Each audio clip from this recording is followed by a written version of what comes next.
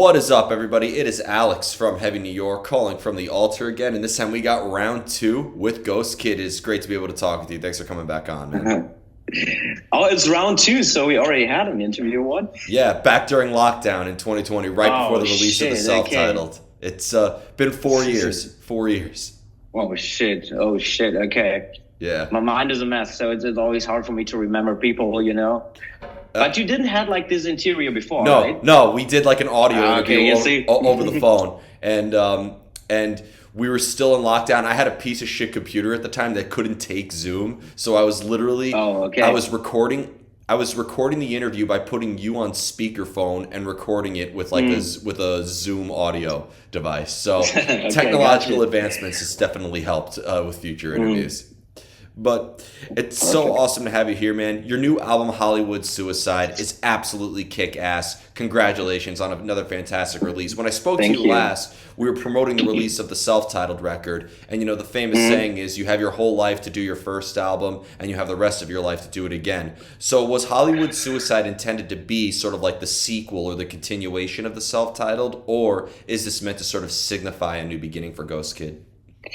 I would say it's kind of like a new beginning. So, I mean, of course, you know, you try to make things better. So, I mean, like the debut album, that was basically my first baby steps, like being on my own, you know. So when I don't know, back in the days, I was asking myself, am I capable of writing a record on my own, you know? So, and yeah, turned out good. So kept continuing with that.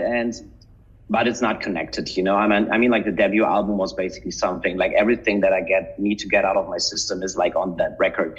And Hollywood Suicide is basically like standalone, I would say, concept album, you know. So there is no connection between those two albums. So being that it is a concept album, did you sort of think of a storyline or a meaning before making this record and that kind of dictated the music itself? Or did you kind of think of this story as you were writing more and more music and everything kind of fell into place?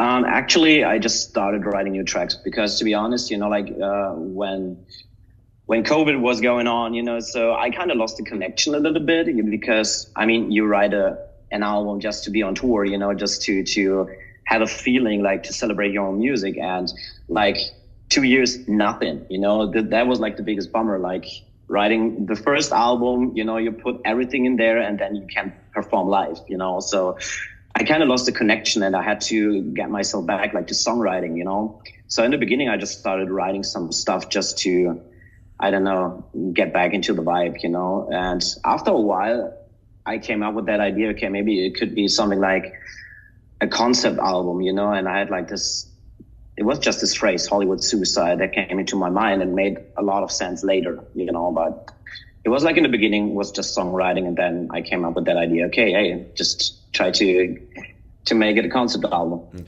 Well, what's funny is with a title like Hollywood Suicide, some people who may not be familiar with the music might like think, oh, it's kind of like a sort of, and not like in a bad term, but like a shock rock sort of thing, like kind of like what Hollywood Vampires was. But also Hollywood Suicide also can represent sort of like you know, the stars that we see in Hollywood almost being succumbing to the gluttony and succumbing to, like, you know, all the pizzazz that comes with it that could consume you, from mental health to drugs to all that could come with it. So was it sort of meant to be, does it have almost kind of like a double meaning? Is it coming from a very personal place and a very external source as well? I mean, how you describe it is basically like I would say like 90% of the meaning behind that, you know. So because it's like Hollywood, it's always like this city that symbolizes, you know, being an artist. So many people are just going there because they want to live their dream, you know, and you give it all, you know. Being an artist, like especially when it's connected to your character or your persona, you know, that means a lot. It's like, if you would compare like artist life like to a regular job, it would be like the shittiest job ever, you know? So, I mean, it's fucking crazy. You just write a record like over half a year or even longer, you know, just to play for 45 minutes on stage, you know? How crazy is that? And before you know it, So 10 years disappear from your life. Yes, exactly. And I mean, it's like suicide is basically, I mean, I call artist life like Hollywood Suicide because there are when you're sick, you have to perform, so there are no holidays, there are no birthday parties or whatever, even on Christmas, you don't know if you have to play a show.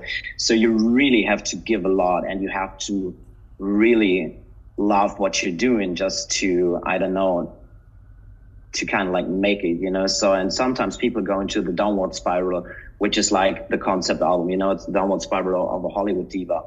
And this is how I call it, so there's nothing like really related to suicide, but this is what it is, so I mean, yesterday, for example, I was working like from 9 a.m. till, I don't know, 11 in the evening, just constantly doing calls and shit, and just it's a lot, it's really a lot, and you keep on going because this is what you love, but it's basically suicide, No. So that's the reason why the album is called Hollywood Suicide. It almost seems like this commentary, because given your history with, at the time, Eskimo Callboy, that it almost seems like that commentary almost seems to be part of your artistry, and almost seems to be part of your vision, where like you're taking this sort of like glamorous Hollywood lifestyle and you're bringing a darkness to it. I see a lot of differences between your work with GHØSTKID and Eskimo Callboy, but at the same time, I do see some of the DNA that is brought in there. It wasn't like you fully abandoned your past. No, not really. I mean, yeah, of course. The difference, or the huge difference, like between the past and now, is like, okay, now I can tell my story, so it's just me.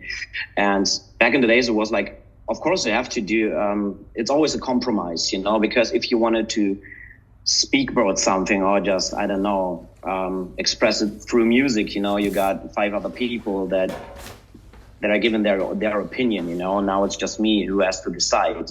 Which is great on the one hand, but a lot of stress and pain on the other side, But I would say now it's a lot more free. It's a lot more like, it's more honest. It's just myself, I would say like this is basically the biggest difference. Yeah. But yeah, of course. I mean, like back in the days, if you just it sounds like crystals and so on, So if we found a compromise, so. Of course, we told some stories together, Yeah. Well, I think like with the stories that you demonstrate on this new album too, because when you listen to a track like Blood or Ugly or FSU, it almost seems like that you really do express this sort of concepts. It almost seems like that there's an emphasis on it.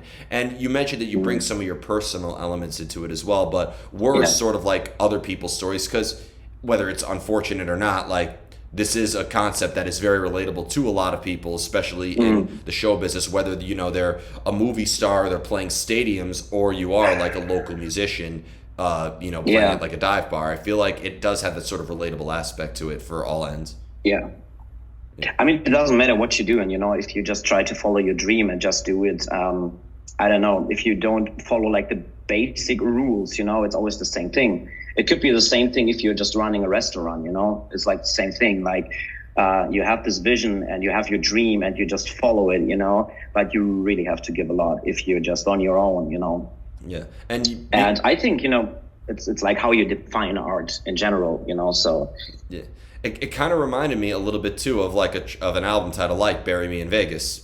In a way as well, because it kind of has it seems like that is almost, and I'm just wondering too, because I've noticed a lot of artists from Europe use American cities or American stories as references. I can't tell you how many times I've seen, and I'm not like saying it's a bad thing, but like even in Germany in particular, you have a lot of bands that take inspiration, like Kissing Dynamite, for example, taking inspiration from like the 80s Los Angeles rock bands, and Eskimo Callboy kind of having that as well. But I also know that there was a plethora of metalcore bands taking inspiration from the Killswitch Engages and the As I Lay Dyings as well. So it almost seems like there's a lot of American influence in all of the German metal. Yeah, that's true. I mean, it's like, how can I say that? Like the art that you consume, like most of the time, is just made in the United States. Even if it's like movies in a cinema or whatever.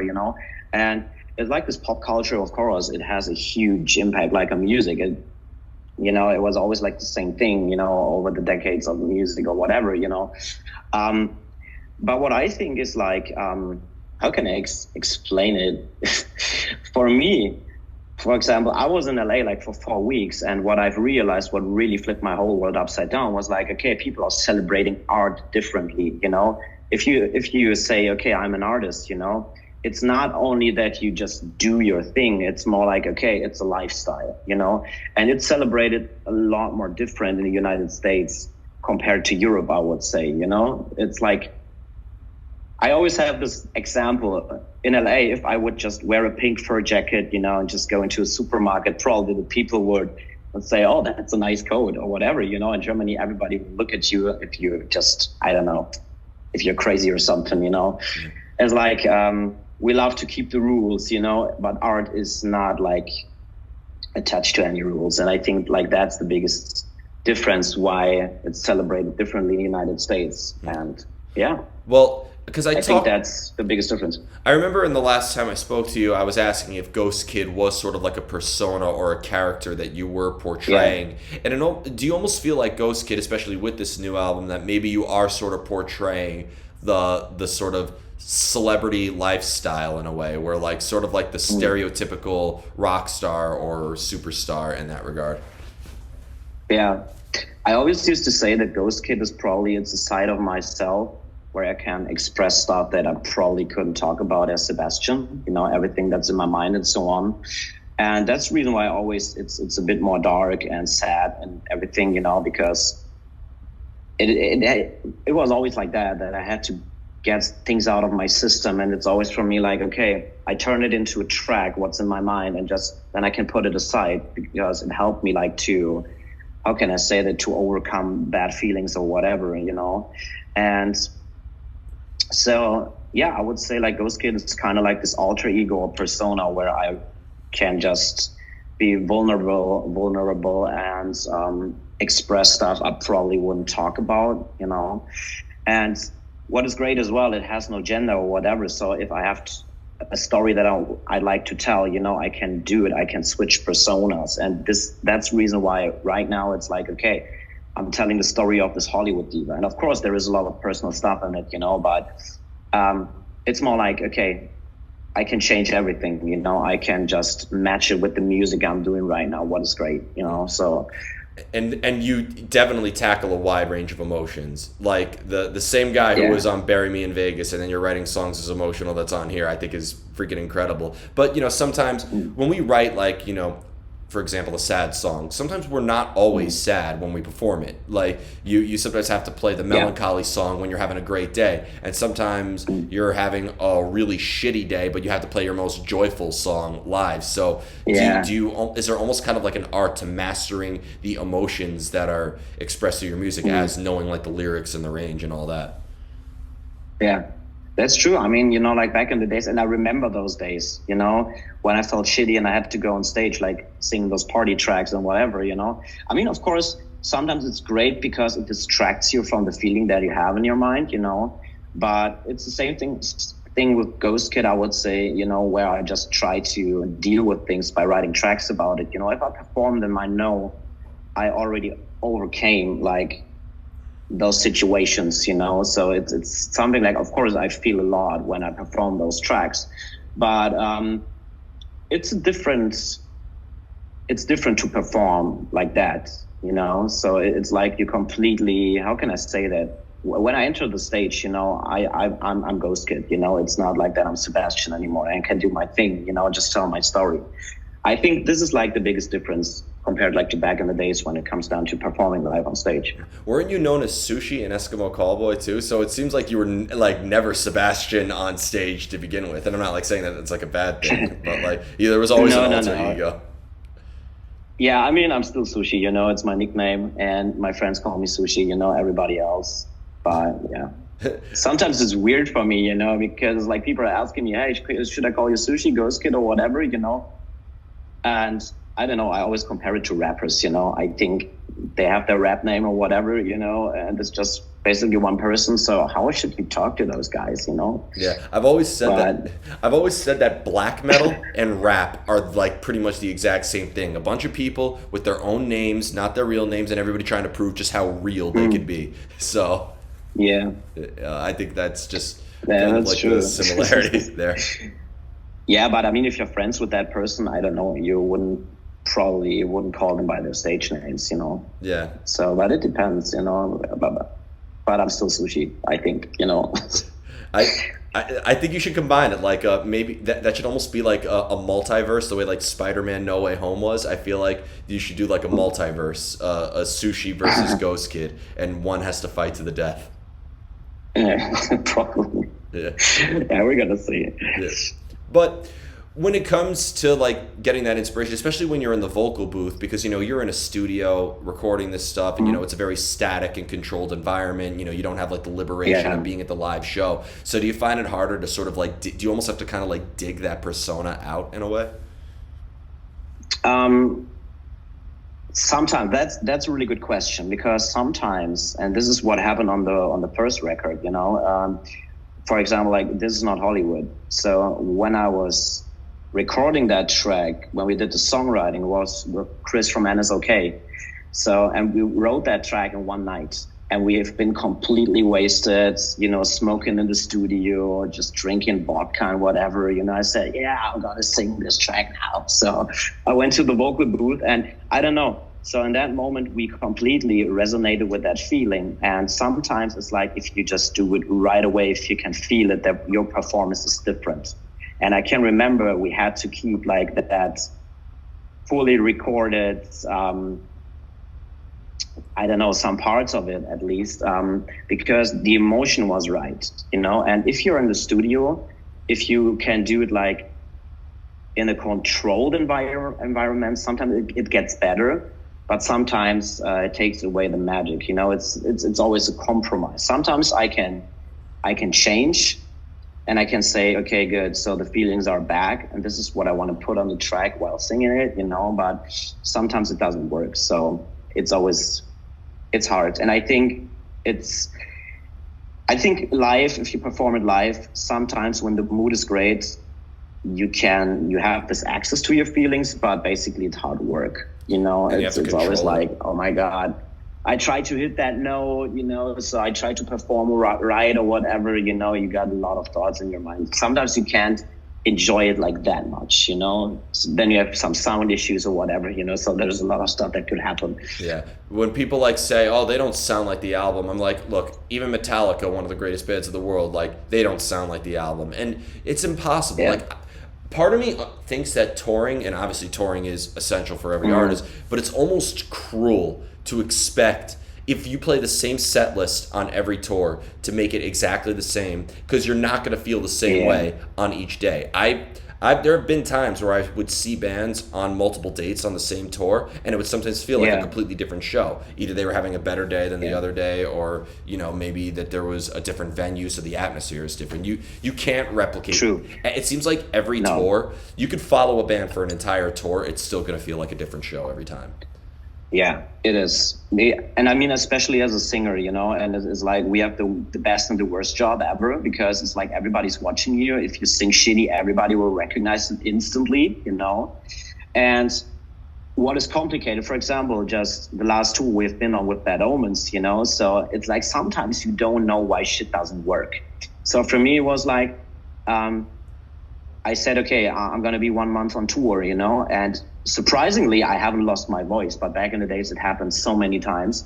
But on that tour, it was like, I lost my screams, I don't know, after 1 week or something, And the reason for that is pretty simple, because it was winter, and after the show, I always went for a run. So it was just like this cold air that dried out my throat, So I haven't lost my voice, but I wasn't able to really get back that distortion, So, and this is, of course, it's stress. It's less fun because you have to deal with the circumstances that you have right now, So, and of course, so when I just said, okay, good, I probably shouldn't go for a run 1 a.m, like by minus when it's minus, I don't know, 3 degrees Celsius outside, So when I stopped doing that, and just went for a run, I don't know, after lunchtime or whatever, it was a lot better, and my voice came back. But sometimes you don't know. It's always like you learn a lot.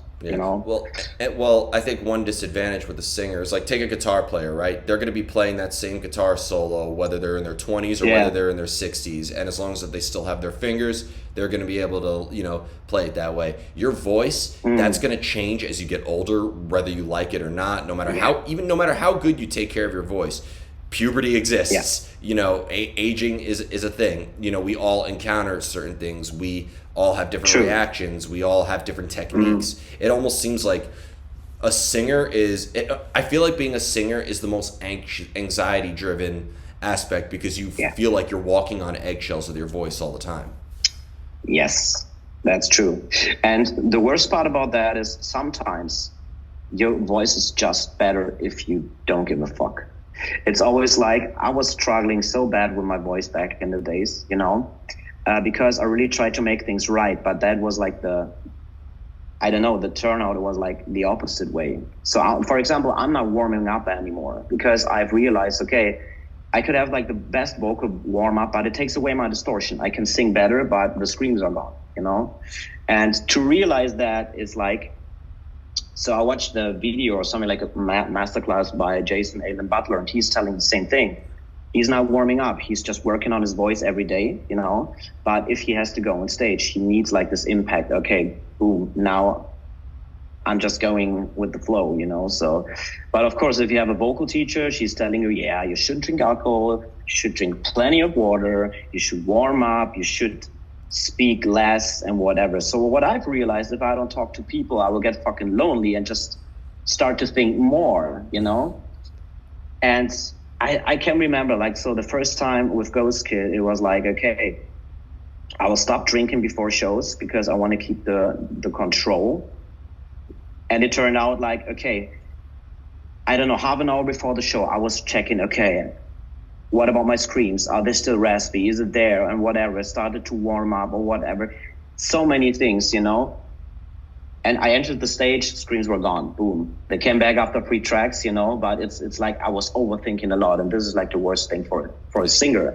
So it's like now just 5 shots or something, you know, that I'm in the mood, that I stop thinking, and it works, you know? I know plenty of vocal coaches who would be watching this interview and are having like a nervous breakdown watching you smoke 3 cigarettes in the course of this interview and still being able to do it. Yeah, I'm pretty stressed at the moment. Yeah, well, God bless your soul. God, I miss Germany, where you can smoke inside. God, when I was in Sweden in 2022, and in the airports you're still allowed to smoke. They still have the smoking sections in there, but like the smoking section was like the size of like a phone booth.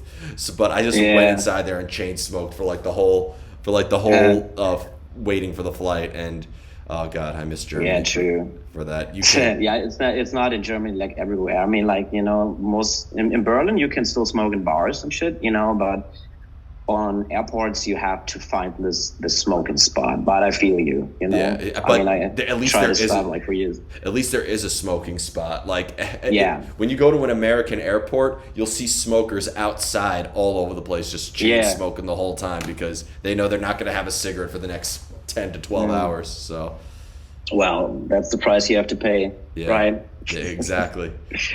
Yeah. So before we go, I want to thank you so much for your time and for such an awesome chat. Great to be able to speak with you again. Thanks and for most having of all, thank you for continuing to give us amazing new music. Hollywood Suicide is epic. Just thank you. Anything else with a GHØSTKID you'd like to promote in terms of upcoming tours, or anything else you're allowed to promote at this time? Yeah, so we're gonna be on tour with Blind Channel like in 2 weeks. You know, that's the reason why I'm so stressed out, because we have to prepare a shitload of stuff. Yeah.